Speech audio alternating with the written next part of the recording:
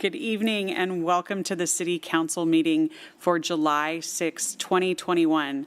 This is our first meeting back in person in nearly 15 months. So we are so excited that you all are our inaugural audience as we've reopened council chambers to the public. Very happy to be back and on the other side of this pandemic. Grateful for all the work that has been done for the last 15 months to get us to this point, and happy to be here. We have called the meeting to order. We are going to start with the pledge. If everyone would stand and join me in the Pledge of Allegiance. I pledge allegiance to the flag of the United States of America and to the republic for which it stands, one nation, under God, indivisible, with liberty and justice for all. All right. With that, Kim, would you please call the roll? Thank you, Madam Mayor. Mayor Ralph. Here. Council President Troutner. Here. Councilmember Boyce. Here. Councilmember Fincher. Here. Councilmember Kaur. Here. Councilmember Larmer. Here. Councilmember Michaud. Here. Councilmember Thomas. Here. Thank you. Right. Thank you, Kim. Item number 3 on our agenda is the approval of the agenda. Are there any changes from council or staff? All right. Seeing none, a motion would be in order to approve the agenda as published. Madam Mayor, I move to approve the agenda. Second. There's a motion and a second. All those in favor? Aye. Opposed? Motion carries 7-0. All right, we will move on to item number 4, which is public communications. We have several items this evening. Under public recognition, I would like to start with our Employee of the Month. Our July 2021 Employee of the Month is Eric Knight. I did receive a text that he had been out cutting grass on the 218th corridor all day today and was pretty beat, so he is not here tonight, but it's because he was working hard for all of us all day today. Eric is our July Employee of the Month. He joined the city as a temporary vegetation management maintenance employee on May 21st, 2008. For 10 years, Eric remained as a temporary employee. During this time, he pursued his degree as a graphic arts designer, and he also stepped away from the city for some work for Universal Studios, where he helped create graphics for the Middle-earth Shadow of War, one of the Lord of the Rings trilogy video games. When I read this today, that's exactly my reaction. I was like, that's a really cool thing. On November 1st, 2018, Eric became a full-time maintenance worker too. 5 months later, on April 1 of 2019, he was promoted to his current position as the Maintenance Worker 3 Street Vegetation Crew Lead. Eric was nominated because his team feels that he has made a huge difference in the appearance of the city of Kent. Street vegetation is responsible for all the traffic islands, planted beds along roadways and right-of-ways, which include trees within the right-of-way and vegetation that encroaches on sidewalks. Eric has a very positive attitude and works diligently every day. His nomination noted that he constantly looks for more efficient ways to do his job. He sticks to a schedule and ensures that all of the sites get the attention they need at the right time of the year. He is also exceptionally organized, which is vital for a smaller crew during the growing season. And as we know, we've been in that growing season for what feels like ever this time of year. Eric has taken on several special projects. One project area was found to be made up of mostly cement spoils. Eric took the time to remove the concrete, replace it with topsoil, and return it to a thriving and beautiful area. Eric continuously embraces our values, and we celebrate him as July's Employee of the Month. Let's congratulate Eric Knight. All right, It's going to take a minute to sort of get back into that, right? We've got to put this exactly, so it's going to take a minute to get back into the swing of things, but I'm very excited again that we're here, and congratulations to Eric. All right, the next item on our agenda is a proclamation for Parks and Recreation Month, and our Parks Director, Julie Paris-Gondola, is here and will join us. I will read the proclamation, then ask her to say a few words about what I heard today was the most important month of the year. I think that was her quote this morning at our leadership meeting. Whereas Parks and Recreation is an integral part of communities throughout this country, including Kent, Washington, and whereas parks and recreation programs are vitally important to establishing and maintaining the quality of life in Kent, ensuring the health of residents, and contributing to the economic and environmental well-being of the community and region. And whereas Parks and Recreation programs build healthy, active communities that aid in the prevention of chronic disease, provide therapeutic recreation services for those who are mentally and physically disabled, and also improve the mental and emotional health for Kent residents. And whereas Parks and Recreation supports the economic vitality of communities by providing frontline jobs for both youth and adults, assisting with childcare and youth programs for the workforce and our residents by promoting community revitalization. And whereas Parks and Recreation fosters social cohesiveness and builds community morale in Kent by celebrating its diversity, providing spaces to come together peacefully, modeling compassion, promoting social equity, connecting social networks, and ensuring all people have access to its benefits. And whereas Parks and Recreation strengthens community identity by providing facilities, programs, and services that reflect and celebrate community character, heritage, culture, history, aesthetics, and landscape. And whereas Parks and Recreation sustains and stewards Kent's natural resources by protecting habitats and open spaces, connecting people to nature, and promoting the ecological function of parklands. And whereas July is celebrated across the nation as Parks and Recreation Month, now therefore I, Dana Ralph, Mayor for the City of Kent, do hereby proclaim the month of July 2021 as Parks and Recreation Month in Kent, Washington, and urge all residents to experience the many benefits by visiting Kent's many trails, parks, and recreation resources. So given all that, we can probably see why July is the most important month of the year. Is there any doubt? Thank you, Mayor Ralph, Council President Troutner, and council members. Very happy to be standing before you today in person to accept this proclamation. Thank you, Mayor. Thank you. Appreciate it. It's been a tough road for our profession over the past 15 months, not really just in Kent, but across the state and the nation, just simply because our profession gathers people. We bring them together. That's what we do. And during a pandemic with so many restrictions, we've been pretty much hindered on what we've been able to do for our community. So that didn't stop us. Our Kent Parks team just somewhat reinvented themselves, and how do we reach out and how do we re-engage? We created newsletters, we created virtual programming, e-gaming, mail home fun kits, and all these other cool creative ways to engage our community during this pandemic time. At the same time, a lot of our staff members, both on and off the clock, were working with community-based organizations, really focusing on making sure people had access to foods, programs, the supplies they needed to be safe. We did so many wellness checks to our vulnerable populations and so on. So they've been very, very busy during this time. Our parks and trails and golf has all seen record-breaking attendance in our parks. So it's very clear that our community used the outdoors and open space. Honestly, one of the things they were allowed to do, very much so to relieve stress and to be able to be active at times when gyms were closed and so on. So I am happy to say that I am pretty excited that July is Park and Rec month. It is the best month. I tell people all that all the time, but it makes it even more special because we are officially off grounding and we're able to get out again in more traditional ways. So I'm happy to say that summer programs launched last week. We're now officially working on our fall and winter guide, an actual real guide, which is awesome. So staff are working on that.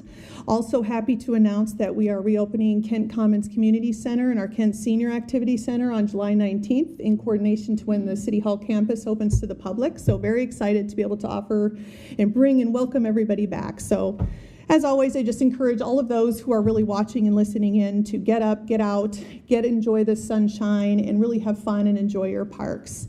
And then finally, to just my team who may be watching and listening, and the Kent Parks team, we made it. So proud of you all. We made it through, happy. And this proclamation is for you, for all that you do for our community. And I'm personally grateful, and I know I speak on behalf of the mayor and our city council, for all of your hard work and sacrifices that you've made over the past 15 months.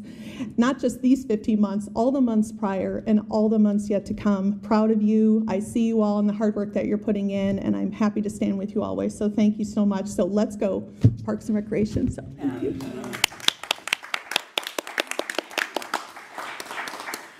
I will follow up what Julie said with a huge thank you to our Parks Department and everything they did to keep our residents connected during this past year. There was no rule book, and you'll hear that as a theme as we go through all of this reopening process. We didn't have a rule book going into the pandemic. We don't have one coming out, so we're doing everything we can with the information we have at a given time. And so the number of programs that our Parks Department was able to offer through the pandemic, whether it be drive up, we were at a drive-through senior event here just a week or two ago. We had goodie bags for our seniors. They could come down and pick them up, and just a way to reconnect. And I know that they are going to be extremely thrilled to hear that the senior center is reopening. So again, thank you to our parks team, Julie, and all the work that you do. It's been an amazingly important part of keeping our city healthy, always, but especially in the last nearly year and a half. So thank you for that. All right, the next item on our agenda under public recognition is two appointments to the Land Use and Planning Board. We've got two members that are coming before the council for appointment this evening. The first one is Sally McDonough. She is here in the audience with us tonight. Sally is a longtime Kent resident, lives up in the Lake Meridian area, and on her application talked about having worked with the city on some zoning or some changes when we were doing some upzoning in the city and the Lake Meridian water shed area, and just really wanting to be involved. Also a recent graduate of Kent 101. So pleased to present Sally this evening. And the second one is Michael Purwall. He brings a youth perspective to the Land Use and Planning Board. I think he's somewhere about 25. So broadening out that perspective, coming longtime Kent resident as well, and works in development, works for a company that has done some notable projects around the city. The retaining walls at Wilson Playfield was one that came to my attention. So broad range in perspective and what they're bringing to the Land Use and Planning Board, and I'm asking the council to approve those appointments this evening. All right, and that will be on the consent calendar. Next item we have is community events, and we're starting to have more of those. So, Council President Troutner. Wonderful. Thank you, Madam Mayor. Some great events, one of which starts tomorrow. The Wednesday concert series picnic performances, and those are at Moral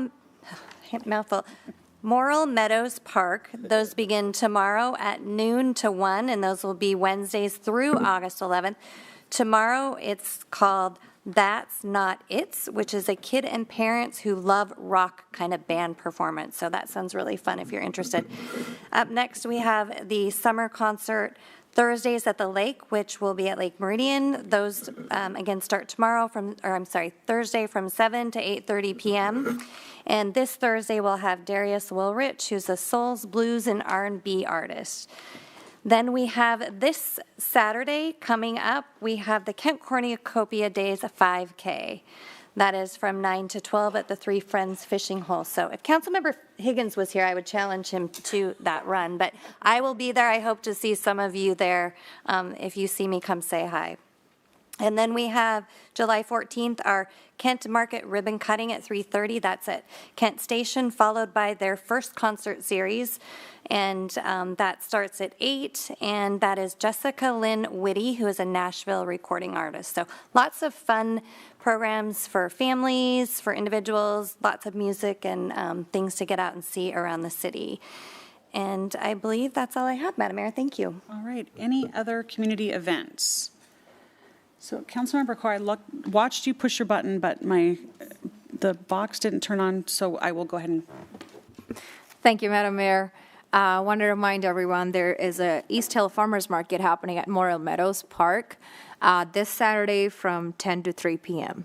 Thank you. Right, thank you. We have our normal Lions Farmers Market isn't happening this year, but we've got the East Hill one, fabulous, all kinds of local produce. Kent Station is doing one on Wednesdays, and we've got some night markets happening with Kent Downtown Partnership. So a lot of great events in that realm. Any other community events before we move on? All right, I am not seeing anyone else. We will go to the next item on the agenda, which is our Economic and Community Development Report. Bill Ellis, our Chief Economic and Community Development Officer, will be joining us to talk about what's happening in Kent. Good evening, Mayor. Good Thank evening, you. Council. Nice to see everybody differently. Really nice to be back. Thank you, everyone. I have a quick update on a few things. Next slide, please. Do you want me That's something new now. I have this. Yes, physical. In person. Wow, that's cool. So, economic update. We kicked off something of a trend, or I feel like I have ever since the pandemic started, and now is starting to recede, which is just giving periodic updates on some of the numbers on employment, right? It's not the perfect metric, but it's a metric that tells an important story. And this slide here shows two different side-by-sides. I'll just tell them in brief. This is from May. This is the Seattle metro area. So as of May, overall, the employment rate was still down 10% as to absolute number of jobs that we had 1 year prior. And if you look on the left, you see that we have, since the pandemic happened, in the higher wage bracket, a recovery where there's been an increase of employment. In the middle wage, it was still down 9%. This is back in May, mind you, not in July. There's been a lot of vaccination since then and opening up of restrictions. So that's why I have the little caveat there. Data tells us where we were, not our present. And then in the lower wage, in the service category, service jobs, lower wage work, we see a large decrease. Looking at that a little bit more closely here on the right, I apologize, it's a little small, but you can take my word for it partially here. On the right, the percent change of employment in the those with above median incomes was only down 3% overall, and those with below median income type employment was still down 29%. I share that in part because anecdotally, I'm getting more calls from employers who are saying they're having a hard time finding people to hire. And that's in line with a lot of national economic news stories that you might have seen about labor shortages. And I've talked to some social service directors as well, and they're also saying that's sort of a real phenomenon. Whether that is a mix of people back in May at least, concerned about not being vaccinated yet, and a mix of unemployment benefits not having receded was kind of up for debate, and no perfect way to answer that. It's a mix of those two factors. But one thing I think is fairly certain, that there is more work now than there was a year ago, and that work is some work is not being fulfilled. Interestingly, now a lot of these jobs are at the lower wage. Some of the hardest to fill positions that I've been seeing might be at the entry-level position within manufacturing, somewhere around $17 an hour. For context, locally, Amazon Fulfillment is now paying over $20 an hour. So there is that kind of side by side, and I think there's a lot of national news about upward pressure on wages, and that takes a while for employers to digest that maybe the wages that they were at a year or two ago for a position when they get that new contract isn't the wage that they're going to be competitive at now. So that's a context sharing. Shifting off sort of that big macro picture to more of a regional look of just where the discussion is amongst in the economic development profession. I am borrowing slides here from the National Development Council. The one on the left is not local data. This is national survey results. It tells something that I think everybody already knows, but worth repeating. Those indications were that COVID-19 had the greatest impact on decreasing the number of businesses self-reported as Black, immigrant, Latinx, Asian, woman owned businesses. White was the least. And the slide on the right is one of the remedies for microenterprises. If you're not familiar with the acronym CDFI, if you recall last year when we were working on our business emergency grant, CDFI stands for Community Development Financial Institution. CDFIs are, well, since their birth, I can't give you a year of their birth there, but as the slide says, they have invested $35 billion across the country. They have picked up a lot of slack where traditional banking hasn't been able to make things work. They haven't been able to work with the business owners' collateral. There isn't maybe enough collateral to be shown or participation in equity. So they make riskier loans, but at the same time, their cumulative net loan loss rate is just 1.5%, which is close to industry standard. And on average, 75% of CDFI clients are low income, 52% are owned or run by people of color, and 48% are owned or run by women. So CDFI lending has sort of picked up ever since the Great Recession, and they've been one of those sort of unsung tools in the economic development toolkit out there for a long time, and partly because of the constitutional ban on public gifting and public loan lending of municipalities. This region and this state in particular were sort of unprepared for the need to surge out funding to fill the gap. So in terms of resiliency planning for the next catastrophe for small businesses, I don't want there to be a next catastrophe, but let's say, heaven forbid, Mount Rainier does what it is told it will someday do, or some other catastrophe that has a large impact on small businesses. One of the things that we should be thinking about in terms of our regional economic dialogue is that are there resources in place to make capital available to the small businesses who were so drastically hurt this last time around. And how do we work with CDFI partners to do that? We're not alone, thankfully, in taking on such a large undertaking. I think National Development Council has done some really amazing work nationally in New York State, New York City, and here in Washington in terms of consolidating CDFIs and getting them on the same page. So you see on the right there several of the different CDFIs, including Craft 3, as you recall, we worked with last year, they have come together. They all have slightly different loan products that may match to the different business owner in slightly different ways. But they're getting on the same page in something called the Small Business Flex Fund with the Department of Commerce. And what this basically does in these two slides, and I won't go into every single one of the daisy link here, but basically they can take money from corporations, from banks, from foundations. They've created $100 million stack here in Washington State already. And what they will do is they'll make a single clean portal presentation to communities for application, and they'll obscure in the back end all the sort of, well, which CDFI gets which client. They'll sort of just make it a very simple questionnaire and sort of the digital portal, and then route people to the appropriate CDFI fund. So there's an easy experience there. So the application process, as you see in the right, you go to Connect to Capital, you'll get matched to an organization, they'll package and sell the fund, and NDC is also backstopping that and making liquidity available to the CDFIs so that they can increase their capacity going forward. What they haven't done just yet, but they have started approaching cities all around the state, and particularly in King County. They haven't opened what I've called the ARPA ticket window, which is the American Recovery Act, contributions that municipalities could make to the National Development Council to increase the amount of funds available to businesses in your geography, in your city. So they are going around to the different cities right now and saying, this is the Flex Fund, this is what it does, this is how we've centralized capacity for CDFIs. But you'll note in my heading, critical for the success of this plan, despite all the yeoman's work behind the scenes of the National Development Council and these CDFIs to get on the same page, put together their technical expertise, provide different types of loan packages that they are thinking will be appropriate for the American recovery going forward. How do you know about the application process? How do you fill it out? Who helps you fill it out?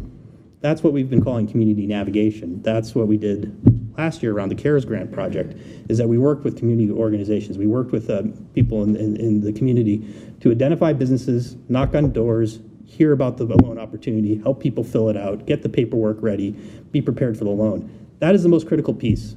That's the part that the NDCs and the CDFIs can't do. That's what municipalities ought to do and can do. And I think we've garnered some attention as having done in King County a good job at that last time, and given our percentage uptake on the grants and the way that we invited in community organizations to participate in the program design. Now, program design of the community navigation bit, not the CDFI. This has been handled at a different scale. It just so happens that one of the lead architects of this happens to live on Bainbridge Island. He was a former director and founder of the City of Seattle's Office of Economic Development, and is probably in some circles the top 5 experts in CDFIs in the country. So we're sort of lucky in that regard, and having him in our backyard. He's been advising the state for some time on some of their more recent grant cycles, but also been putting together this package. So on the subject of community navigators, we really wanted to build on our community navigation. We weren't calling it that last year, but if you recall, as I was talking about the grant process, we were talking about all the different constellation of organizations that we were working with to get the word out. And we've been looking around for partners to apply for the Small Business Administration, which is a federal agency which has released a new grant opportunity for community navigation. I guess it emerged as something of a national best practice, although we weren't thinking of it that way. So learning about this grant opportunity, immediately we thought, well, we need to apply. And several other people thought they needed to apply. And the state level Small Business Development Center has waived off of it. They said they're not going to apply because they thought it was insufficient funding with what was made available from the federal government. And I think that is true. I don't think the grant, for the amount of work, it nickels and dimes the community navigation work and how intensive it is and all the translation services. It doesn't mean that we shouldn't be working with others, though, to do it anyways. It is the right thing to do. So we thought, would the state apply? State has not decided if it will apply or not. King County is not applying. Snohomish County is applying.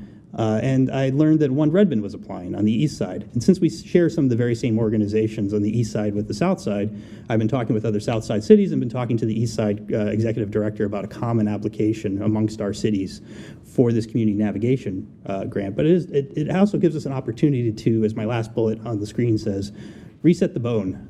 So as I was alluding to earlier, that we don't have a very good backbone organization for regional microenterprise. We have a very fragmented, if you recall from my last presentation to council a few months ago, we've launched a guidebook. This is just South King County off the top of my head. There are probably many other organizations that have reached outside of their wheelhouse to help microenterprises over the last year, and we would like to document that.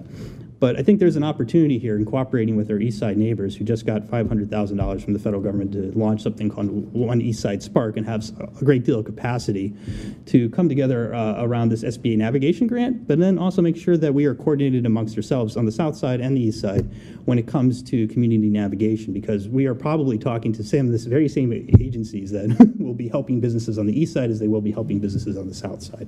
That only stands to make sense. There are other economies of scale. But one of the pieces is that we have to build a network of software and referrals to the various technical assistance groups that are out there and create some sort of train the trainers for folks in the field. So that's where we are right now. That's due July 23rd, and we've just launched sort of our guidebook. Back to the Flex Fund, which, as I alluded, will be an option for cities for the American Recovery Act. The max loan size will be about $150,000. 4% interest, which keeps it competitive or ahead of other offerings. Again, if it seems a little high to you in terms of interest, you have to keep in mind the higher risk that's considered with these loans, and so that has to be balanced, and their ability to make loans to businesses that would be perhaps rejected by a traditional lender. I know, for instance, Craft 3 is creating a new Sharia law compliant loan product that they would like to be a part of this, and that's one of those things that they're trying to match in the back end. And so 3% for nonprofits, focused on smaller than 50 employee businesses. Municipal art park contributions will increase the locally available I already mentioned that. But if the city chooses to send it, this is, I think, a key thing to think about for resiliency, is that NDC, not only would it keep track of your dollars and make sure that dollars are going to Kent businesses from Kent contributions, it would return with interest back to the city. Now, professionally, we would love to see that money not necessarily just come back, but then go back out again. We call that a revolving loan fund, the thing that has been constitutionally prohibited in this state for some time, but is done in a lot of other states. In fact, the city of Seattle had a revolving loan fund, and they decided it became too politicized, to be honest, and that became the Business Impact Northwest CDFI that still operates in our region today. But having a revolving loan fund out there in the region is actually quite a positive thing, I would mention, because when you have a dollar that goes out and makes a loan to a business, you are transforming not only the life of that business owner, but all the people that they employ, and you get to spend it again. It's much better than a grant. It's the thing that I think people wrestled with a lot last year, is grants versus loans, but the emergency dictated grants. I think in a different situation today with the recovering economy, loans will stretch the dollar further and be able to do more good over a longer period of time. So there is a potential to seed a revolving loan fund, and there's a lot of dialogue between my counterparts in other cities about what does that mean. And I don't have much more to report on it today, other than this has the ability to seed that, and there would need to be more dialogue about if the funds return, that doesn't automatically generate into a loan fund. I'm going to just radically change gears here for a moment, because I know there's been a lot of communication nationally and locally about broadband, and it's not a local experience, but it's an experience that I want to draw from at this moment as we talk a little bit about equity. 8 years ago, then a little bit, I worked for the City of Eugene, and we worked on a community broadband plan. City of Eugene had a municipal electric company. The electric company was owned publicly. It had a lot of assets and infrastructure to make last mile or even last meter connections into businesses, into places for public internet. They still declined to take that option after the community broadband plan. One of the unanticipated findings of that community broadband plan, one of the things that was really highlighted by a lot of the experts in digital literacy and digital divide issues that worked at the University of Oregon, who participated in a several-day workshop around this, was the importance of having not just hardware presented to children from underserved backgrounds, but having mentors, having places where they could be exposed to different attitudes and skill sets. And so actually one of the results of the community broadband plan, besides using tax increment financing to make last meter connections to its downtown for new infrastructure for internet that brought down the cost, the other outcome of it was coder dojos, places where software companies could hang out and take their expertise and mentor young people from who wouldn't necessarily get that exposure in schools. And there was a lot to having that experience be outside of the school that was actually deemed important by the panelists. And I just think that's a key finding to think about, in that when we talk about broadband, it also means digital literacy. And digital literacy doesn't necessarily mean technical know-how. It also means exposure to a world of work. Thanks for bearing with me there, because I'm going to bring it back to another thing that I've been working on for the last year, which is the manufacturing employers table. I've been cooperating with the with the Chamber of Commerce for Seattle, as well as the Workforce Development Council of Seattle-King County, on creating a new manufacturing employers table. This we've just decided to call the Met. And immediately we got some pushback that the Met sounds like the Metropolitan Market, or I was thinking the Art Museum in New York, but we wanted to have it to be low-key in terms of its name, because it is mostly, as you can see on the left, it follows something called the Next Gen Partnership model, which means it needs to be really industry-driven. It's a business table to which a lot of other public partners, universities, community colleges, CBOs, others in the workforce development world can take their ideas, have it be vetted, and be problem solved with industry. It's different than a trade association. It is different than an organization that is a chamber. It is meant to be different than a lot of other things, but it is a national best practice that Puget Sound is without. We do have another industry leadership table in this model. It's the healthcare industry leadership table. And so, for instance, during the COVID-19 pandemic, when they needed to have more phlebotomists employed to do testing or other things, the HILT table was able to convene the major employers in the area in healthcare and talk about how they can sort of break down barriers to credential more people who are being volunteered into that, and then get sort of an expanded work pool skill set out there. That's the kind of problem solving that a lot of people were pulled into in the manufacturing front for, like the manufacturing of PPE, but there isn't a set table for that. And I think that is an example of in the HILT group that in the manufacturing we'd really like to see something also exist in the Puget Sound area. City of Kent's been giving a lot of time to this. I want to make aware. I've been updating everyone in CAO reports. I just wanted to give an update that we've decided to launch now in September, October. We want to have a strong focus on diversity and inclusion, equity and inclusion, in terms of not just who we have on that board, but in the problem solving that that board is tasked with. And so it's about perhaps how do we expand the manufacturing work base to be more inclusive of the communities in South King County and other places where manufacturing is concentrated. So we're looking to launch that in a few weeks. I raised that after the broadband plan because that's exactly the kind of place where you need leadership from industry forcefully saying, here are the projects that we want to have problem solved to break down barriers in digital literacy, which is as much a tech issue as traditionally thought of in software as it is in manufacturing. Some final updates. We're initiating more survey and data work. I've reached out to some economist firms to look at the South King County, more localized. What is the economic impact of COVID-19? I've been referencing some national data sources on the Seattle metro market. I have, as I've described in the past, been hesitant to just call up exhausted microenterprises and survey them on top of all the other things that are being surveyed and things that they need to do. However, at some point that will be necessary so that we know what we're talking about. I mean, beyond the anecdote, beyond the word of mouth, try to coalesce and centralize that. So more economist work. We've also, we're working on a contract with World Relief, and I'm looking at contracts with others to survey people in their community organizations, so have cultural, so same sort of community navigator body group also survey their businesses that might be missed by those traditional data sets. Bill, can you hang on 1 second? Councilmember Corr, you had a question? Oh, sorry. Yes, thank you, Madam Mayor. My question is about the MET business table, or the table.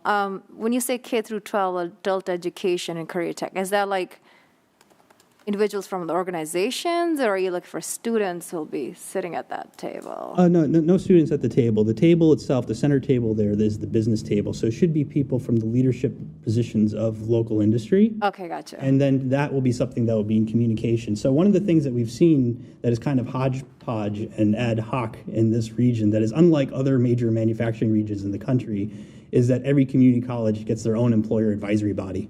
And sometimes the same employer gets asked by multiple community colleges to be on the same advisory body, or maybe they'll sit on one advisory body and then actually send their workers to another one. And there's very little that is intentional about all the different federal grant opportunities, like there will be a lot more this year, about which ones get funded where, as to other than ad hoc coalitions forming for each and every grant application. Having a steering body of industry in constant communication that will defeat the purpose of having lots of different little community colleges in the same labor market convening their own employer partners, I think is a policy goal discussion of a long time coming, and I'm just excited to share with you tonight because we have a launch. Okay, so sorry about that. Yeah. So it's business partners who will be at this table leadership, and they will be the ones, I guess, being mentors, or? So they will be developing policy to which. Oh, gotcha, okay. So they will identify projects that they will then work with public sector's partners. It might be a mentor group, it might be others. I'll give another example. UW Gear Up is a project where college students from the University of Washington mentor youth to get them into college. They want to have a career panelist. They call up City of Kent. I name some employers. They come and show up to an event at a Kent school district to talk about careers in manufacturing in Kent. That's great. That relies on sort of the networking that we invest in, but it's not very intentional. It depends on my relationship and knowing someone in UW Gear Up and knowing someone in the manufacturing, and making the matchmaker. Hilt, on the other hand, has a stable that they self-describe of speakers to have to go deploy on call to from manufacturing base. From the healthcare base to deploy to various job fairs, to different schools to talk about and recruit for. Manufacturing has no coordinated, consolidated approach like that, and that was brought together a few years ago in healthcare by having an ecosystem convened by a trusted lead partner, and Workforce Development Council then pays for staffing to that organization. So City of Kent has been working very hard with Workforce Development Council and the Manufacturing Extension Partnership for Washington State, Impact Washington. Describe what this is, describe the need, circulate names to invite to the table, and then talk out to the public sector partners. Sounds very exciting. Thank you. Yeah, thank you very much. Just in wrap up of other things that we're working on. I mentioned a few times the guidebook of providers. The Food Hub facility. So a few months back, we had Michael Lufkin from King County talk at this panel. I'm going to help review. They've put out an RFP for an architect to support that work and sort of get to better site selection characteristics of the food facility. They very much want to be in Kent, all the different nonprofit partners that are interested conceptually in it. What is a food facility beyond the feasibility study? It's kind of funny to say because there has been a feasibility study, but there is, how big is it? What's the volume? What's the ceiling height? What would be the truck door bays? There's who's operating and owning what parts. There's different people that have different aspects of it, and aspirationally it makes sense to be consolidated, but there needs to be more study further on the physical siting characteristics. And to that, the City of Kent is participating at $20,000. King County is participating at $20,000, and the Port of Seattle, roughly the same, to do some very initial work on that. And so we've put a lot of Kent community people who have a lot of interest in food on a technical advisory panel. King County is the lead, but we are very closely allied with that, and I wanted to give some update. And lastly, the commercial affordability pilot that began kind of inauspiciously at the beginning of COVID-19 was conceived of as a commercial affordability pilot. It had nothing to do with microenterprise necessarily for the COVID-19 impacts, but it was just talking about how do we help brick and mortar businesses and BIPOC communities expand, get through and get loans. And as they did that project, one of the key findings or key learnings was the most valuable thing that they invested in, which was a throwaway part of that original pilot last year, was an architect on call to provide technical assistance through the permit process in numerous different cities, City of Seattle and other places. And I wanted to build on that because I see the same need often, right, where there is sort of information disparity between someone who might be taking on a construction management project or a permit process project for the very first time in their life and may not, think that that's something that they may not need an architect for, or they could make, bootstrap it through. And it's something that actually requires a lot of professional expertise. And the gentleman that was hired by working with Craft 3 and NDC last year, Darren Medina, we've rehired with port partnership funds. We've extended his project to work in Kent. I am still looking at it as a pilot, but with a notion that this is probably have a lot of benefit long run and could be alongside the traditional Small Business Development Center advisory abilities. So you have traditional SBDC skill sets like this is how to use QuickBooks, this is how to do a business plan, this is how you market online, this is how you apply for a loan. Nowhere in the traditional skill set of business development is here's your architect to help you find the golden path, the least expensive way through King County Public Health and getting through the building permit and fire code and so forth. And that's an immensely valuable thing. And it was actually discovered to be the thing that was best predictive of whether or not someone was going to default on their loan. A lot of fortunes have been wrecked on sort of misunderestimating that process. And so having someone on call for a bank of hours is going to allow us to do two things. One is going to test and probe and be able to create some new communicative guides on how the permit process looks and be able to translate that and have those guidebooks out there in the public. The second thing that it does is that it also allows us to have someone on call the next time we see someone who might have a really great vision for their expansion and may not know what they don't know. And Darren Medina used to work for Starbucks and a retail setting, setting up that golden path through the permit process for over 15 years. He's been most recently on his own pro bono ask, helping Project Feast and their expansion plans here in Kent. And we've just kicked off that contract last week. And so that is sort of the follow-on to the commercial, the CAO report about the commercial affordability pilot. With that, I yield to questions. Okay. Councilmember Boyce. Thank you, Madam Mayor. First of all, comment. Really appreciate your knowledge and your subject matter expertise on so many things here, and really make me feel good being part of the city that you are looking out for the best interest for the city. I do have a couple of questions for the Met. So, are you the chair and going to help? I've refused that role. Just how that I refused that role works. 3 times. Okay. I am playing a supportive role, and I do think in the long term there might be a role for the city of Kent to have participation financially in the support, as well as Snohomish, because to be honest with you, the concentrations of, if we're just trying to do with the thing that most works, there's a sort of a barbell is what we're describing in terms of geography, where there's a concentration in Snohomish and there's a concentration in the Kent Valley. And that was backed up by our Raleigh the Valley findings, right? Over the last 10 years, manufacturing concentrated in those 2 areas. So we've been talking a lot with the Manufacturing Extension Partnership. We haven't decided on the co-convener yet, although there's a short list of names, and I've begged off of it. I do want to, because I don't want it to be viewed purely as a City of Kent project. I think for it to work appropriately, which is in our best interest as a concentration of manufacturing, to really work, it needs to actually honor the fact that it's multiple jurisdictions, and I want it to be viewed as such. I will play an active role, as I have, in sort of founding and working with partners on that, but I don't want to be the co-convener. I will have an active role going forward. Okay, thank you. I agree that the city play a major role in all these different programs. I'm just trying to, and you may not know the answer to this year, but I'm trying to connect the chamber to this year. I mean, from my understanding of the chamber, where it's Kent or wherever, these are the type of things I see the chamber also could be at the table, right? To try to help facilitate and communicate and talk to the business. How do you see what role? I will say that, well, for instance, in terms of the Met, that was a Seattle chamber. I got the Met, yeah. Yeah. So, and then some of the other ones, I think we will work together when it comes to promotion and community navigation to the resources. Yeah.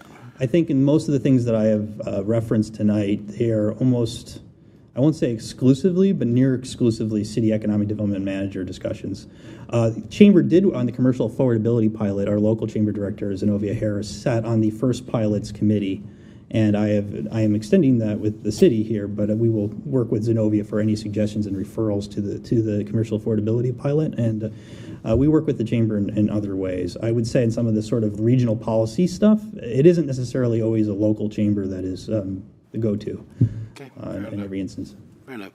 And also, you know, I think the biggest challenge, like you said earlier, is getting the word out to somebody's business, right? So I know some of the business have applied for some of these loans, and by the time they do all the paperwork, there's not enough funding. They get frustrated. So where a grant or a loan, I think, you know, at the low interest rate, you know, I think that's really could benefit the business. So I think the key really is how we get that out, and I know you're working on that. My last 2 comments, you didn't talk about this year, but it's slightly on the ECDC, is where we at with the, one is the grocery store up on Ours? East Hill, yeah. They opened a week ago. They're very busy. Open? They're open and hiring, and report June that they are busy. busier than they expect to be. I drove by towards the middle of June, it wasn't open, so they are open. Okay, good. They have all their permits issued. Thank you. And then with Kmart, any news over there in that lot over there? I spoke last with the real estate portfolio manager 2 weeks ago. Or 3 weeks ago now, rather. And I think 2 weeks ago she promised to have a government affairs person speak with us, and that has not occurred.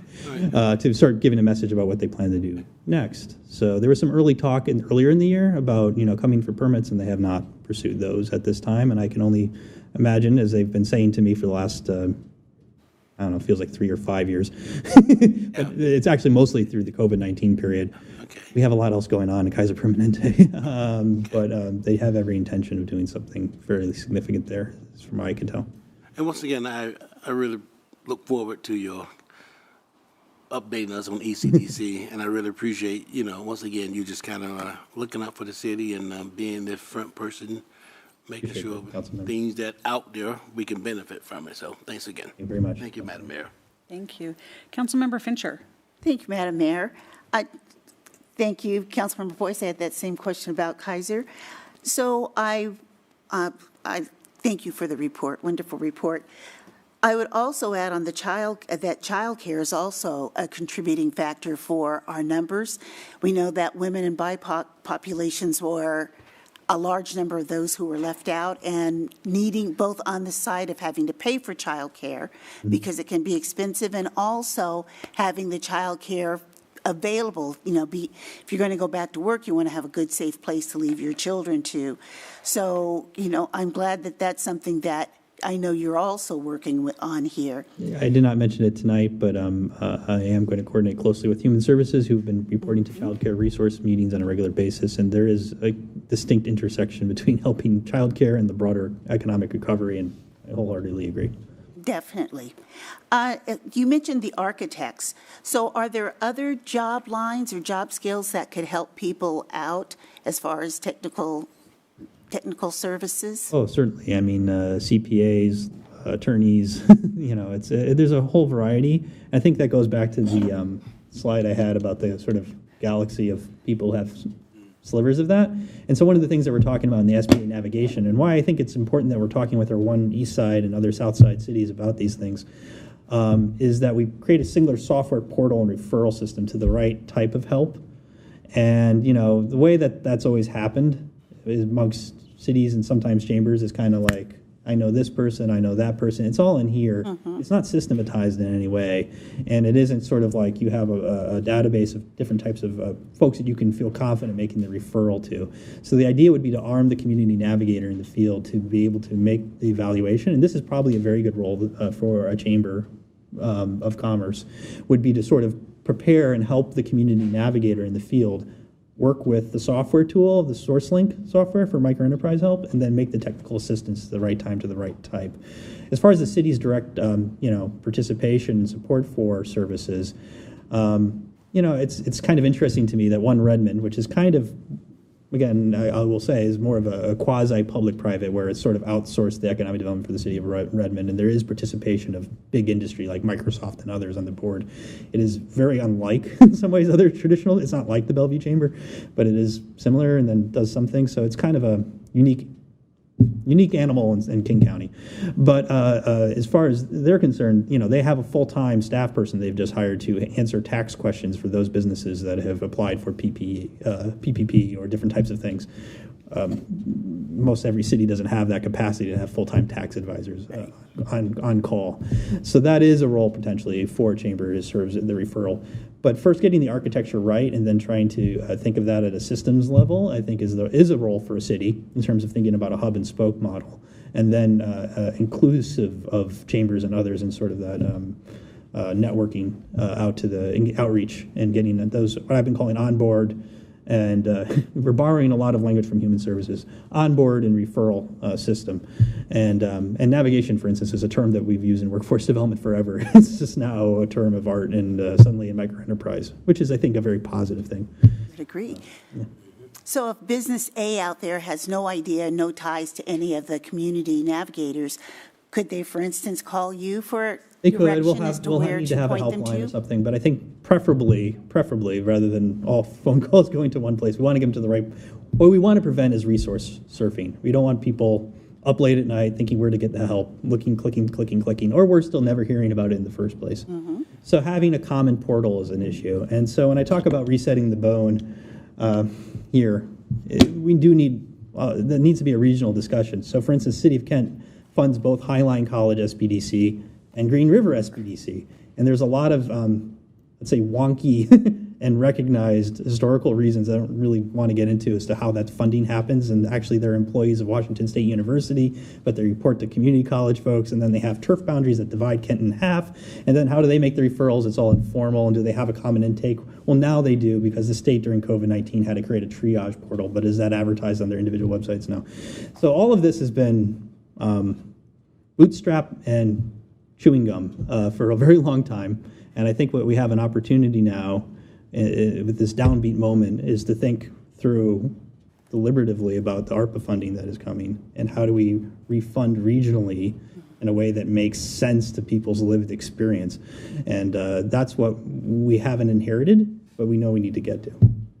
Thank you. Thank you. All right, any other questions for Bill? Okay, I'm not seeing any. Thank you, Bill.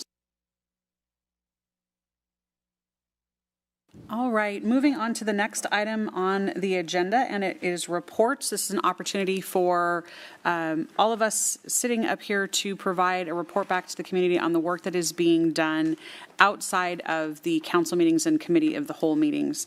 I will start. I've got a couple of reports. The first one, our SCIP, our South County Housing and Homeless Partnership, met in the last couple of weeks. We are continuing to work on standing up the capital side of that. So when SCIP was originally formed, it was really to work on policy and connection to resources and services. But with the some legislation that's been passed in the last couple of years, there is capital funding for projects in South King County.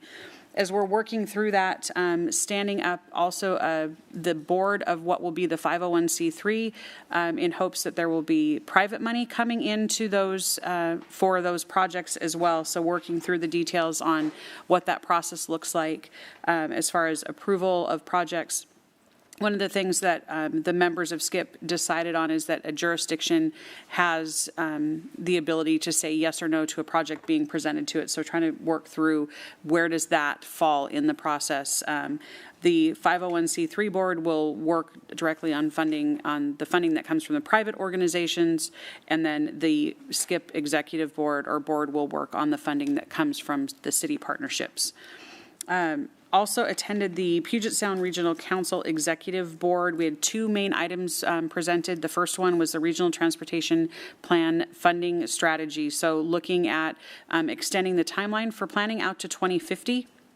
And then figuring out how all those projects are going to be paid for in that long time horizon. We've determined that using the currently adopted transportation funding packages that are out there, about 80% of the projects that are being planned for out to 2050 are funded with that. So there's a 20% gap. But that 20% gap is about $40 billion. So when you talk about that in those terms, it is a significant amount of funding that will need to be found to complete the projects that the region, and again, this is at the regional level, so King, Pierce, Snohomish, and Kitsap counties, but working through identifying that funding. It's consistent in how it's been in the past. The bulk of that will have to come from cities or jurisdictions doing the projects, and that, again, is consistent with how it's been through the last update. So that it looks at cities like Kent and where do we get the match for those federal funds and that kind of thing. We also had an update on the regional economic strategy. The Central Puget Sound Economic Development District Board is currently updating the regional economic strategy. It's not as informative as Bill's presentation was tonight, so I almost hesitate to talk about this, but I think it's important that we know at the regional level that RES, that regional economic strategy, has been organized with three overarching goals of expanding economic opportunity, maintaining global competitiveness, and sustaining quality of life. What has been identified going into this update and that will need to be addressed are things like equity in education and jobs, health and the economy, lack of affordable childcare, thought about you, Councilmember Fincher.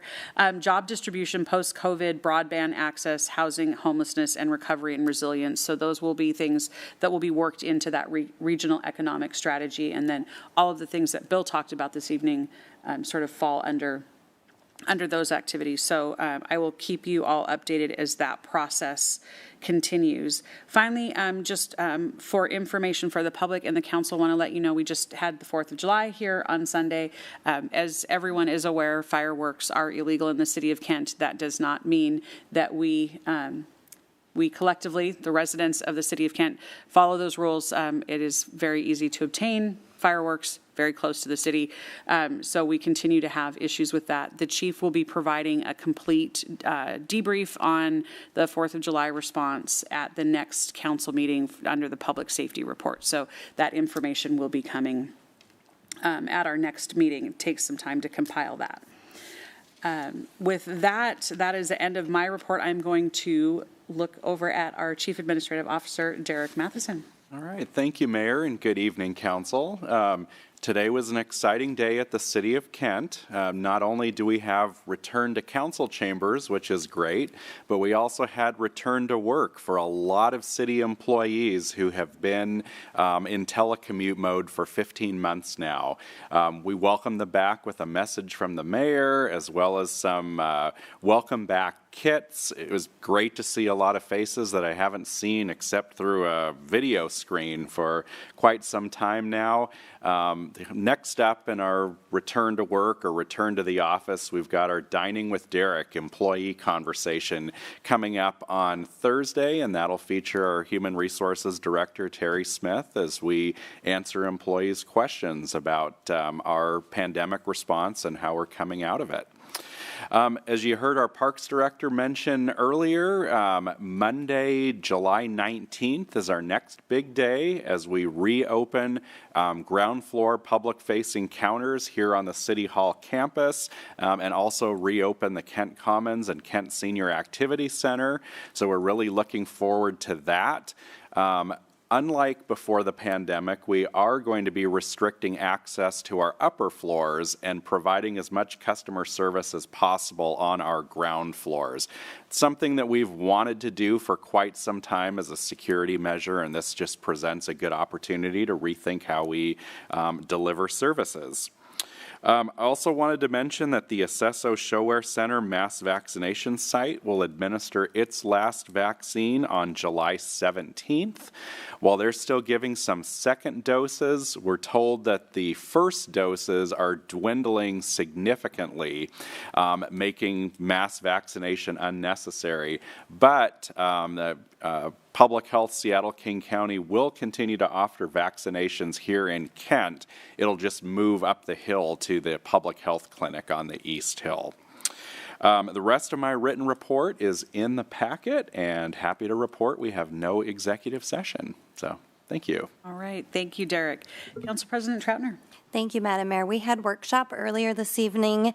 A lot of information was presented, so I'll kind of go over that quickly, but just a reminder that you can go back and watch those online, and I recommend you do so, especially when there's a lot of information that's presented. We heard about the Environmental Water Quality Program, lots of pieces to that, and there's new changes and additions that the City of Kent has to make. So when you think of public education and programs, when you go to a SOAKS event or Public Works Day, kind of those fun setups where kids get to see where water goes when you wash your car, social marketing, translating materials, how does the community want that information to be presented to them? Also, creating maps to see where there's issues around the city with water flow or issues that businesses are having, and how can we better educate the people to make sure that we're taking care of that water and that runoff. Some of the new changes, there's mapping and documentation changes. They're doing source control program, which will kind of map out property types. Also, updating the comprehensive stormwater plan. And a lot of updates will come from this, and the manual will be updated, so I'm assuming council will see that back here again sometime soon. We also heard on the cross-connection control program. Pieces of that include backflow prevention to eliminate contamination, also protect our groundwater to prevent contamination, and then also habitat protection. We also had a little bit of information from the Landsberg mine update.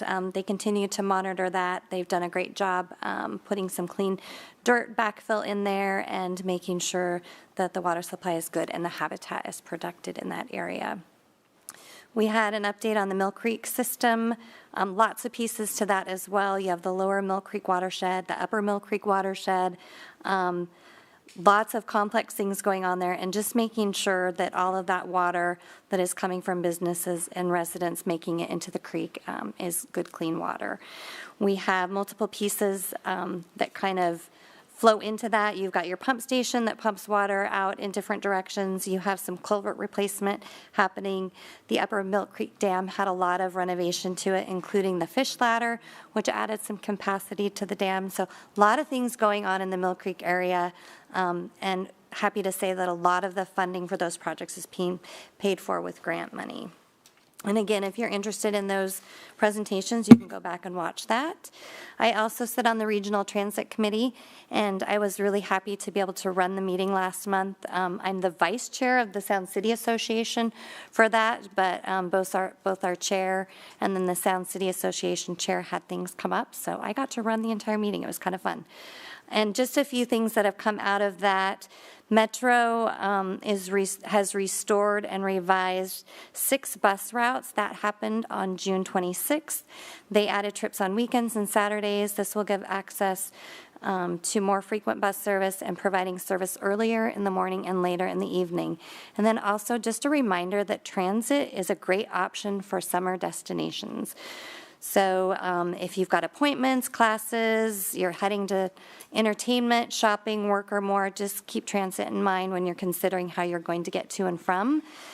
We are currently carrying more than 160 riders each weekday, which is an increase of 40,000 riders since the first quarter of this year. So glad to see that people are using transit again. I also sit on the Regional Law Safety and Justice Committee, and we will meet on July 29th. So lots of things happening, and I will turn to my colleagues to see what they have been up to, and I will start with Councilmember Michaud. Thank you, Madam President. First, I have to give a shout out since it is Parks and Recreation Month to our parks maintenance workers who were out Monday morning cleaning up all those fireworks in our parks. Firework near my house was pretty messy, and when we went out later that evening, it was all cleaned up. So big, huge thanks to them for that. I serve on the Regional Water Quality Committee, and we got 2 briefings at our last meeting. The first was on the King County Executive's Clean Water Healthy Habitat Plan, which is a $9 billion investment in healthy forests, green space, cleaner runoff, reduced toxins in our water, and healthy fish habitat and marine shorelines. And then our second briefing was on the Clean Water Plan. We talked about the wet weather management, legacy pollution, pollution source control, and product stewardship. And then I also serve on Kent's Human Services Commission. We had a public hearing on round 3 of Community Development Block Grant COVID funds. Most of the comments were positive. And then the majority of our meeting was spent having a conversation with service providers, and we were talking about better ways to communicate and share resources. And then we also discussed how to connect renters with eviction assistance, and there were probably about 40 people in that meeting, so it was a good turnout, and we're hoping to have more of those community conversations in the future. And that concludes my report. Thank you, Councilmember Michaud. Councilmember Kaur. Thank you. I serve on Growth Management Planning Council. We had our meeting on June 23rd. We passed our 2021 Urban Growth Capacity Report, and we also passed our countywide planning policies. Some of the amendments we had related to housing, they will be actually sent over to Councilmember Larmer's committee, Affordable Housing Committee, and they will be working on those amendments that will be coming back to GMPC. I also serve on Puget Sound Clean Air Agency Advisory Council as the chair. Will be meeting on July 14th. It is July. And tomorrow afternoon, I have Association of Washington City's Diversity, Equity, and Inclusion meeting. That concludes my report. Thank you. Thank you, Councilmember Core. Councilmember Larmer. Thank you, Council President. As Councilmember Core mentioned, so I serve on the Affordable Housing Committee for King County, and we'll be meeting on July 21st to review what's being sent to us from Growth Management. I also serve on the the Aging and Disabilities Advisory Council, and we'll be meeting this Friday. So I don't have any reports this session, but I will next. Thank you, Councilmember Larmer. Councilmember Boyce. Thank you, Madam President. I am the Vice Chair of the Sound City Association PIC Committee. We'll be meeting on July 14th. Some things on our agenda will be the Metro Plan update, the countywide plan. We'll be talking about that, Clean Water Act, and then also solid waste plan. Around the countywide plan, one of the things I talked about last time is that we look at affordable housing, Kent already have about 62% of the start, 80% below the AMI, right? So with the new plan, you take other cities, for example, Mercer Island, who nowhere near it, but what they're talking about doing is making it equal. So I hope that, you'll be a good voice and kind of make sure we want people to be able to live in places like Mercer Island and have all the, so keep that in mind. So thank you very much. And I think that's about all I have. So thank you. Thank you, Councilmember Boyce. Councilmember Thomas. Thank you, Madam President. I'm a member of the Puget Sound Regional Fire Authority, and along with our President Troutner and our Councilmember Boyce, we really didn't have much to do last month, and we have very little to do this month, but we do meet. The only thing I don't know, Chief, and you're here, are we Zooming or are we in person? We don't know yet, sir. We're still waiting for the details. To be announced. So if you have a concern or question about whether we're meeting on Zoom or in person at Station 78, I mean, that number would be 253-856-4300, and that will be on July 21st of this month. And that's my report. Thank you, Councilmember Thomas. Councilmember Fincher. Thank you very much, Madam Chair. King Conservation District, KCD, is interviewing the top applicants we start on Thursday, so we will have a new executive director soon. So hopefully by the time we meet the first meeting of August, I'll be able to announce that we have a new director in place. Mental illness, and I'm the chair of the King Conservation District. Mental Illness and Drug Dependency Advisory Council, we met on the 12th, so there is no report this time. And since we didn't have I had the pleasure of attending AWC, along with Councilmember Core, as a matter of fact, Association of Washington Cities Conference, which was really good. We had Governor Meadows, who kicked off the whole thing as the keynote speaker. We also had Greg Bell, who wrote a book called Watering the Bamboo, who talked and related our life and our city experience to that. But there were a lot of good classes on housing, on climate change, on COVID recovery, lots of good classes, lots of good information. It's always a good conference. And then last is the Kent Arts Commission. Some of the people have seen there's two places in town where there are these frames that were going up on the walls. So I had mentioned at previous meetings that we had a couple of murals coming, murals that hopefully you will drive by, you will have the chance to get out of your car and walk by, because it's going to be one of those things that each time you go by, you're going to notice things that you didn't see before. Some of it is going to represent the history of Kent, the people of Kent, the people who are here now, the people who were here before. And so you will be seeing those up, I would say probably this week or next week. They will, the whole thing, you'll be able to see both of those. They will both be up. And we have our concert series, as Councilmember Troutner had mentioned. We have the concerts at the lake and at Morrow Meadows Park, which have started up.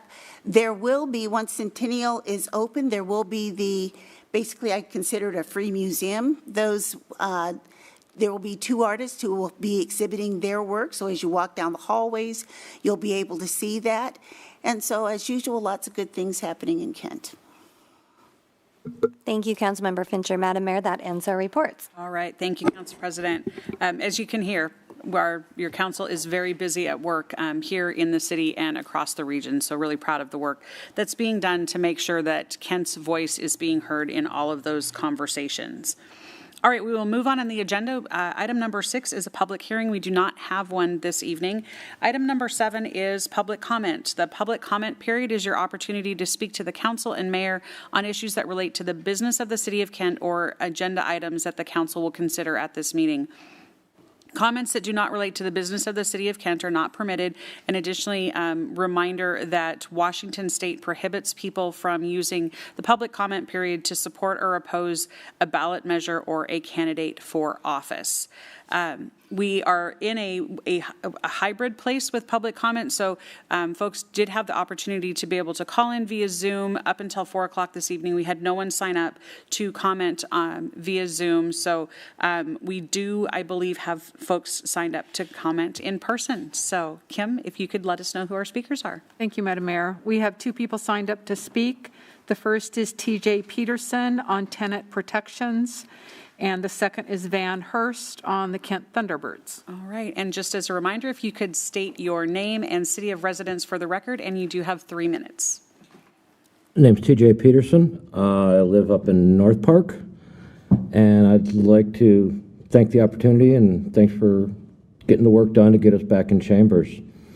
I'd like to start off with tenant protections. King County Council just passed tenant protections. I believe they apply. I'm not a lawyer. That would be Mr. Fitzpatrick over there. Awesome man. I believe it only applies to unincorporated King County. It doesn't apply to municipals.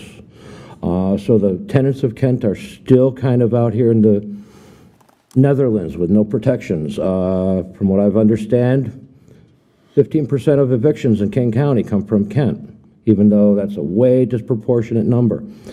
When we did a study of the Kent Housing Options Plan, Haley Bonsteel, awesome rock star. Also looked into mobile home parks. The amount of people pay for some of these unsafe, basically illegal establishments, Kent rental inspections. Some of the worst apartments are the most expensive apartments. I believe that the council has been talking about tenant protections for months now. Through the pandemic, things have gotten really bad. To be consistent, you should pass this King County ordinance as is for the City of Kent. It's been pretty well established. It would make it consistent across the borders. It would hold bad landlords accountable. You all have the options of educating some of the bad landlords. A lot of tenants don't even know the owners of their property. They believe, oh, that's a property manager. And I know a few landlords and owners that say, oh, I'm the property manager, so they don't have that connection there. There's some great landlords out there. There's some horrible people out there that are just taking advantage of people, exploiting people, pushing them into the evictions, moving them in, moving them out. 55% of the people in the City of Kent rent. They're stuck on 13% of the land. Single-family homes seems to be the driving force, even though it's a minority of the people in this city. I believe that you guys have a responsibility to look out for some of the most vulnerable. Bill was talking about the low wages. We're even low on minimum wage. We don't match we don't match CTAC, we don't match Seattle. You see the issue of getting workers for less than minimum wage for other. $15 is not an outrageous number. Apartments, you can't find a one-bedroom apartment in this city that you can afford reasonably with any kind of dignity on a minimum wage job. We need to have protections for the people who live here, who work here, who make this city great. We can't have expectations that we're just going to be getting rich people from other places to move here. When you talk about 80% AMI, let's talk about the average wages. These are the people that are renting in this city. These are the people that are ending up out on the streets. If I had more time, I'd even talk about our homeless shelter that we don't have, that would allow the police to do their job and take some of this off their hands. I see my time has expired, and I want to appreciate and thank you for the grace. And let's look out for the tenants of the city.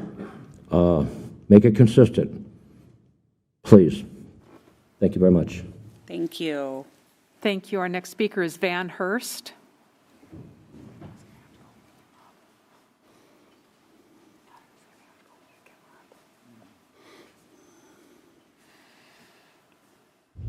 My name is Van Hurst. I'm a resident of the City of Kent. I also work in the City of Kent, and I also do projects for the City of Kent. As we come out of the pandemic, oh, by the way, thanks for coming back, Council and Mayor and staff. It's time for the Kent Thunderbirds to evolve. On their own website, the Seattle Thunderbirds thanked the City of Kent in 2018 for 10 years of prosperity. It's right on their website. We just spent, as taxpayers of the City of Kent, $60,000 plus to rebrand the concession stands to benefit the current Seattle Thunderbirds. I think that it's time for proclamation from the council to the current corporation called Seattle Thunderbirds and the Western Hockey League that it's time to rebrand and embrace the City of Kent. The City of Seattle has a hockey team. It's an NHL team. It's the Seattle Kraken. They are going to pay a visit to Kent. They can have their identity. We can have our identity. We are a working class city, and we deserve the respect of having the team named for the city.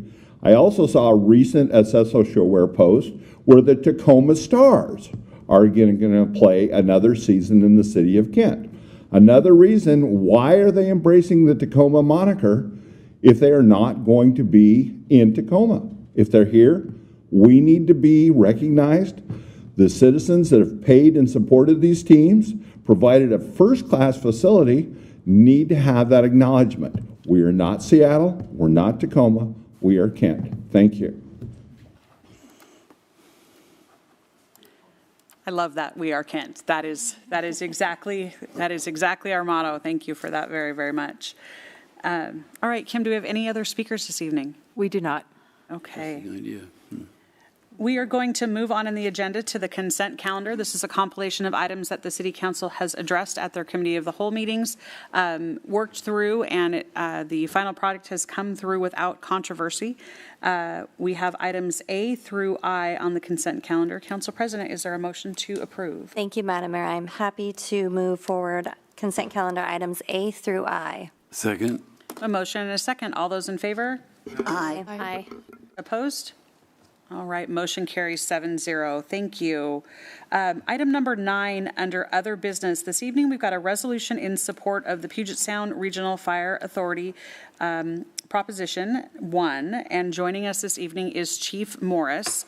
So I will start with some instructions. We will now address a resolution to support Puget Sound Regional Fire Authority Proposition 1, which the voters will be asked to consider on August 3rd, 2021 in the primary election. After the presentation and following council discussion, we will provide the public an opportunity to present an opposing viewpoint on this matter. If you anticipate speaking to present an opposing viewpoint, please sign up with the clerk at the front table here. We've got a separate sign-in sheet. And at this point, I will turn, there's state laws about allowing both sides of any proposition to have equal time. So it's important that we monitor that in our discussion this evening. So with all of the ground rules laid, I will turn it over to Chief Morris for the presentation. Thank you, Mayor and Council. I appreciate the opportunity to be here this evening in person. As everybody has said, it is really nice to see everybody. I am standing here this evening to ask for your consideration of the resolution in support of Proposition 1, which will be on the August 3rd ballot. What that proposition is a reauthorization of the funding mechanism for the Regional Fire Authority, for Puget Sound Regional Fire Authority. We were originally established as an RFA in April of 2010. And what that does, it creates the opportunity to fund with a basic two-part funding mechanism, property taxes at $1 per thousand, and the fire benefit charge, which is a charge that's assessed based on the risk analysis of a property, size of property, things like that, how many firefighters are needed to manage a fire at that property. This ballot initiative on August 3rd is simply a reauthorization to continue business as we've been doing. And the mechanisms that are in place to manage the financial controls of the organization haven't changed. The state law has changed to allow the opportunity to seek a lifetime authorization. When RFAs were initially created in the state by the legislature, it required an every 6-year reauthorization. That was quickly seen as a little bit constraining and very expensive, and obviously we all know how expensive an election is to run at the taxpayer's expense. And so we will be seeking a lifetime authorization on the August 3rd ballot. So I'm here to answer any questions. All right, thank you, Chief. Council, is there any discussion questions for Chief Morris? Is this an opportunity to speak for, or do we have that? So we will do, Pat, I'm going to look, we're good with discussion now, so they can speak in support at this point. As long as you provide equal time. Equal time, correct.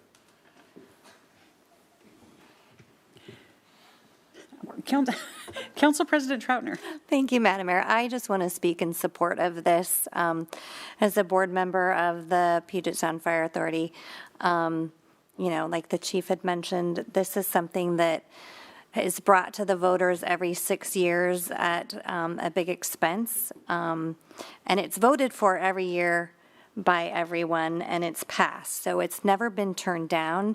This, to me, is just kind of a housekeeping issue to say we don't have to bring this back year after year. This gives us the opportunity to have it be a permanent benefit charge and save the taxpayers' money over these 6 years that we bring it back and ask for a vote. So I hope that my colleagues will also support these efforts. Thank you. Okay. Any other council discussion? All right, seeing none. Kim, want to verify, do we have anyone signed up to speak with an opposing viewpoint? Mayor, I don't have anybody signed up to speak in support, any additional in support of or in opposition of. Okay. So I will give one last chance to those of you in the audience if you would like to speak to this matter. We want to make sure we're giving everyone equal time. That's very important. All right, I'm not seeing anyone signed up, so let the record reflect that nobody wishes to speak on this issue. With that, we will ask for a motion on this resolution and a vote from the council. Is there a motion? Madam Mayor, yes, please. I would move to adopt resolution number 2028 supporting Puget Sound Regional Fire Authority proposition number 1, in which voters are asked to approve a permanent fire benefit charge. Second. All right, we've got a motion and a second. Is there any discussion? Okay, seeing none. All those in favor? Aye. Opposed? Motion carries 7-0. Thank you very much for joining us, Chief. Thank you very much. Okay, item number 10 on our agenda is bids. We do have 2 bids this evening. Joining us is our Public Works Director, Chad Barron. We've got the first one is Armstrong Well, number 1, rehabilitation and component replacement. Well said, thank you. First bid, as Mayor pointed out, is the replacement of well out at Armstrong Springs, shown here on the map. This is just on the east side of Highway 18 out near Covington, one of our sources out on the east side of town. 2 wells out there. We did work on well number 2 last year, and this is for upgrading the well components itself and then the well screening. So picture on the left is when we worked on well number 2 last year, what it looks like coming out of the ground versus what it looks like before it goes back down. So this is what well number 1 will look like. Should be similar when we do the repair. So picture speaks for itself. And then this is on the screen, again on well number 2. Minerals in the water, these aren't things that are dangerous to anybody. It's just minerals in the water that are naturally existing. They start to grab onto metals that are in the well components. So you can see on the screen there on the left side, before it was repaired and then replaced, cleaned up, and then afterwards, a nice clean screen. So with that, we had 1 bid from Gary Harper Construction. A little bit unusual, we like to have more than 1 bid, but it did come in under the engineer's estimate, and Gary Harper Construction did the work last year and they did a good job, so we're recommending moving ahead with just the 1 bidder. Okay. Any questions for Chad? All right, seeing none, a motion would be in order. Madam Mayor, I move to award Armstrong Wells number 1 rehabilitation and component replacement project to Gary Harper Construction, Inc. in the amount of $178,607.28, and authorize the mayor to sign all necessary documents subject to final terms and conditions acceptable to the city attorney and the public work director. Second. I've got a motion and a second. Any discussion? All right, seeing none, all those in favor? Aye. Aye. Opposed? Motion carries 7-0. All right, the next bid we have is for Summit Landsberg Road and Rock Creek Culvert Replacement Project. Thank you. This project was mentioned earlier during the council workshop. This is one of our habitat conservation measures, habitat conservation measure number 5, that's a part of the habitat conservation plan for Rock Creek. So you can see in the picture we have 3 culverts that are difficult for fish to pass through. We'll replace this with a bridge. Things like this culvert, you've seen a lot in the news about culvert replacements on state highways, billions of dollars put into culvert replacement on state highways. Whereas this is good for passing water, and we can get plenty of water through these 3 culverts. Getting fish back up them is difficult. It's almost hard to believe, but these 3 culverts will be replaced with a 110-foot long bridge, which provides a lot of great habitat, but it does come at an expense. So it's part of the HCP and something that we need to do, want to do. But again, out there at the edge of Maple Valley in unincorporated King County, but technically incorporated Kent, where the water source is. And this straddles where we have incorporated Kent for our water source versus unincorporated King County. So we're building a bridge for us and half a bridge for King County in this project, but again, part of the project to keep the water supply with us. So this project, we had 6 bids. Low bid was from Scarcella Brothers, and we're recommending award at just shy of $2.3 million. Engineer's estimate was just $12,000 above the low bid. Okay. Any questions for Chad? All right, the HCP is extremely important for habitat as well as our water rights, so needing to stick to that plan that took us so long to get and pass. If there are no questions for Chad, then a motion would be in order. Madam Mayor, I move to award the Summit Landsberg Road and Rock Creek Culvert Replacement Project to Scarcella Brothers, Inc. in the amount of $2,288,875.34, and authorize the mayor to sign all necessary documents subject to final terms and conditions acceptable to the city attorney and public works director. Second. All right, we've got a motion and a second. Any discussion? Okay, seeing none, all those in favor? Aye. Aye. Opposed? Motion carries 7-0. Thank you very much, Chad. Item number 11 on our agenda is executive session, and we do not have one this evening, so we've come to the end of our first in-person meeting. I think we all fared fairly well. It feels a little bit like muscle memory, getting back into the groove of how we do things and the process. Want to thank everyone for joining us this evening. It is so wonderful to see the council sitting back up here conducting their business in council chambers and with the public being able to be here. So with that, we are adjourned.